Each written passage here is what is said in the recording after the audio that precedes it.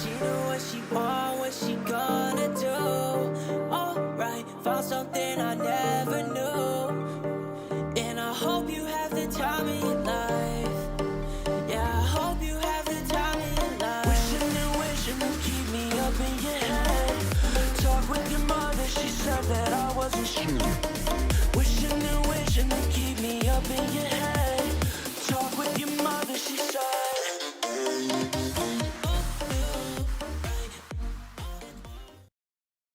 Galing na naman kami sa paghihila, pagtutowing, trailer towing. No? Meron kasi kaming service na ganyan sa shop namin. Trailer towing. Para sa mga hindi na umaandar talaga ng sasakyan at kailangan ayusin. Hindi madala sa shop namin dahil hindi na nga umaandar. So, pwede naming pick upin yung kotse nyo para parang kami na yung kumukuha doon sa shop nyo ng kotse nyo. Tapos gagawin namin sa shop namin. Diba? So, yung iba naman, na-encounter ko na yan, mga maandar naman yung kotse pero talagang mas gusto na nila yung pinipick up na lang yung kotse din sa kanila at saka hinahatid pagkatapos namin gawin. So, trailer towing pagkuha dun sa bahay nila, trailer towing din paghatid dun sa bahay nila. May mga ganyang customer din. Diba? So, yun. Yung trailer namin, bali may electric winch powered na siya. So, mas mabilis na kaming mag-pick up ng kotse ngayon. Lalo na yung mga hindi umaandar. Madali na kasi meron kaming electric winch powered dun sa trailer namin. Sa fully equipped ng light yung trailer namin para puno ng warning device, no? At kitang-kita ng mga dumadaan sa gabi.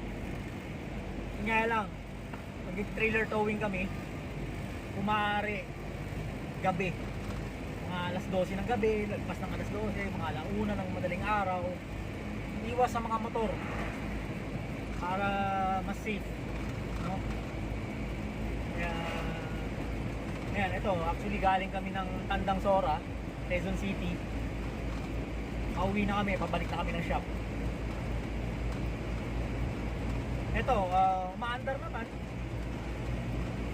pero pina-pick up sa amin para ipa-check up lang daw lahat. May konting erratic idling daw pero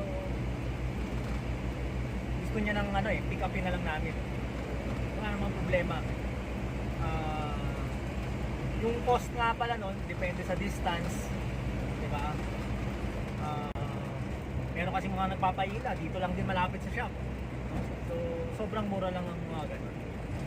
Siguro kaya namin i-pick up yung mga sobrang lapit lang na mga 1.5 hanggang 2.5, diba?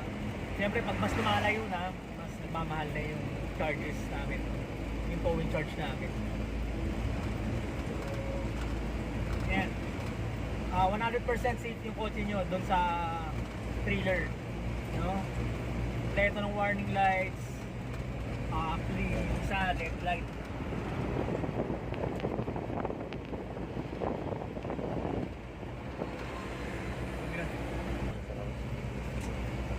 Sa LED light, tsaka nakatali lahat ng 4 na gulong, no? Pag nag-trailer towing kami, 4 na gulong nakatali para sure ball na nakapasin siya dun sa trailer, no?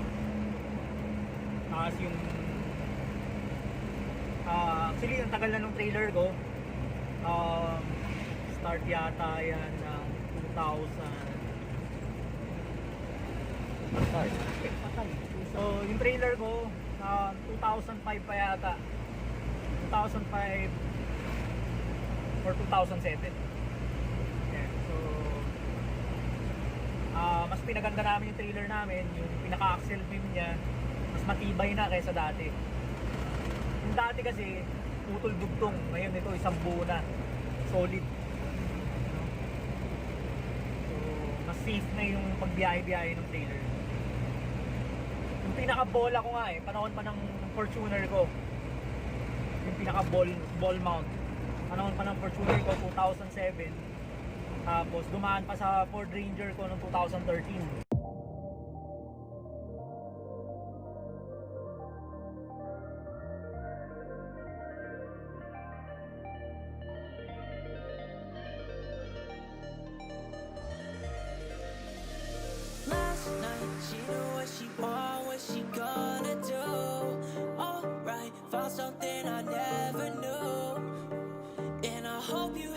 time of your life.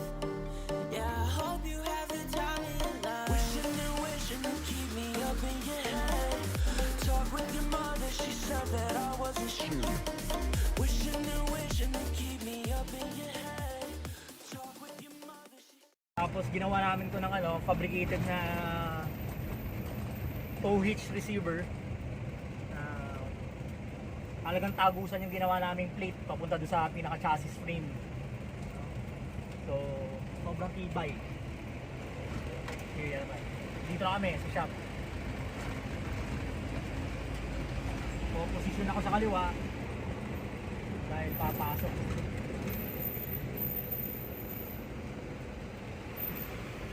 Okay, lalabas na ni LJ yung mga kotse.